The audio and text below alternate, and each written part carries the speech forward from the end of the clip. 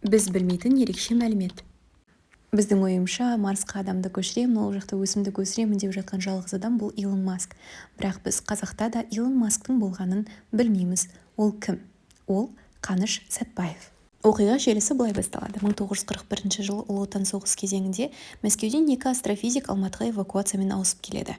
Кейіннен Ұлы Отан соғысы біткеннен кейін немістердің ғылыми құрал-саймандары, яғни телескоптары Мәскеуде қалып қояды. Мұны білген Қаныш Сәтпаев өзінің беделін жүргізіп жүріп, Мәскеудегі телескоптарды Алматыға алдыртады. Ал қалған астрофизиктерге академик атағын беріп, олардың жағдайын жасайды. 1960 жылы Қаныш Сәтпаев Тиховқа біздің академияның мақсаты Марсты зерттеңдер деп тапсырма береді.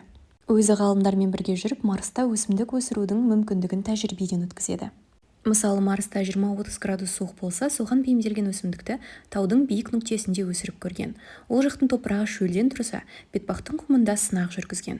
Ауа болмаған жағдайда мынадай прибор арқылы өсімдік өсіре аламыз деп болжам жасаған. Қаныш айды телескоппен зерттеп, ондағы минералогиялық кендерді болжап көрген деседі. Тағы қызықты ақпараттарды Қаныш және ғылыми майдан кітабынан оқи аласыздар.